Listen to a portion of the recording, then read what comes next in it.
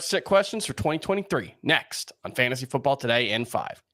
Welcome to FFT in 5. I'm Chris Towers. I'm here with Dave Richard. And right before we started recording this podcast, we found out the Cooper Kupp will not be playing in week 1. I'm starting to think this is going to be an IR situation. Sean McVay did not rule out that Cooper Kupp would go on IR, but it sounds like that's probably the safest option here at this point. What do you think is going to happen with Cooper Kupp, Dave? And then what do you think the fallout for the Rams offense is going to be in week 1 against the Seahawks? First of all, what the hell is going on, Chris? There are so many injuries, and we haven't even played a game of regular season football yet. The funny thing is running backs. Not that many injuries at running backs. The running backs are all healthy. Everybody's fine, but the receivers, forget about it, which is why we always say, spend each of your first 5 picks on running backs. Yes, that is the winning fantasy strategy, apparently, for 2023. I kid.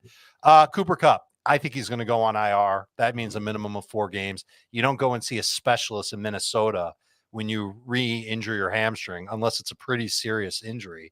And I think the Rams are slow playing it. And so with him not in the offense, they're going to have a hard time winning downfield with Van Jefferson and Puka Nacua. They'll take shots with those wide receivers, but I think they'll try and just scheme them up.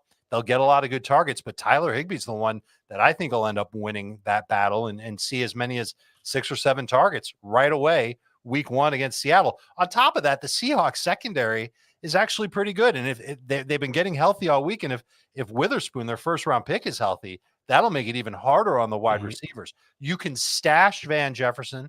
You can stash Puka Nacua, but I'm kind of leaning in a different direction for wide receivers. I like the upside of Jaden Reed as a 1-week winner, especially if the Packers' top receivers don't end up playing. They didn't practice on Wednesday. Talking about Christian Watson and Romeo Doubs. If they're out, Jaden Reed could have a monster game. Tyler Boyd and Isaiah Hodgins are safe floor plays. They can get you around 10 to 12 PPR points. But what about Marvin Mims?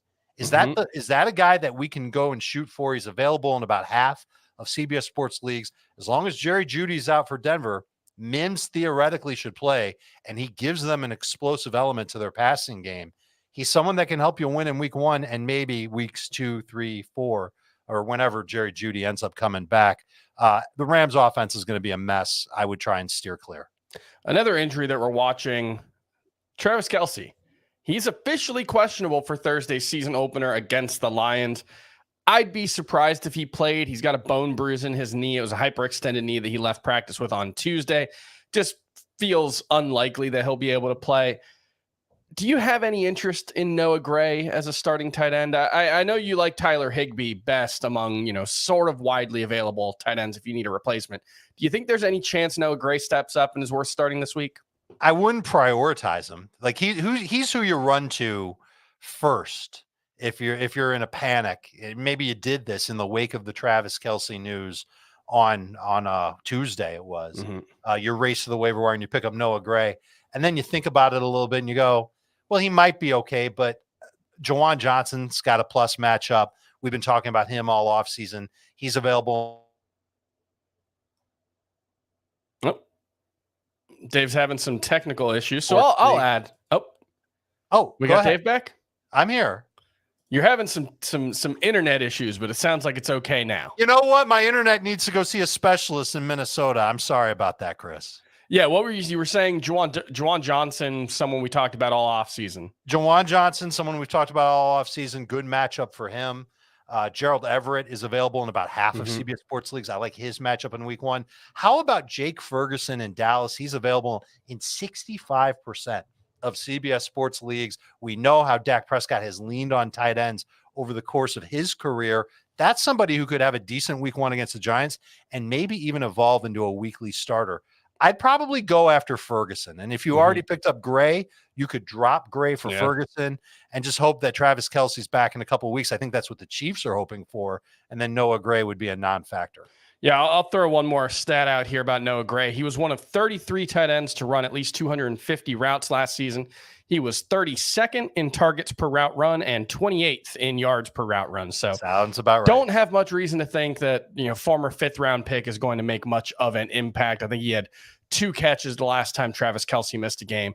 Let's do some start sit calls before we go. We'll start with everyone on the Indianapolis Colts. Zach Moss returned to practice. He was not wearing a non-contact jersey, so looks like he's got a chance to play in week 1.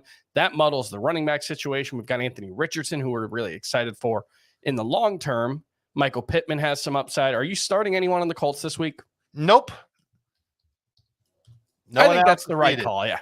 Yeah, let's just leave it at that. And one more. The last time we saw Michael Thomas, he played 3 games last season. He was actually pretty good. 16 catches, 171 yards, 3 touchdowns in those 3 games. Obviously, that was before Chris Olave really emerged. It was with Jameis Winston as the quarterback. But are you starting Michael Thomas this week in week 1? Or are you taking a wait-and-see approach? No, I'm going to look at him in PPR leagues as a flex. I think he could absolutely step in and do well on 6 targets from Derek Carr, certainly be an end zone option. I'm going to be real curious to see how the Titans defend the Saints when they get in the red zone. Which guy do they try and take away? It would make sense for them to take away Olave because he's just so quick and can get himself open with the speed, but they might actually try and take away Thomas. And then the run game is another huge question mark in New Orleans. I think the Saints try and air it out a little bit. They've got their new quarterback in Derek Carr. They've got a matchup against Tennessee where I think they'll be able to have success throwing the football. I would think that Michael Thomas is going to have a pretty good day. Love him in DFS as well. Yeah, only right now, at least, with Alvin Kamara suspended, Kendra Miller dealing with a hamstring injury, Jamal Williams kind of the only healthy, proven running back on that roster. So hold on.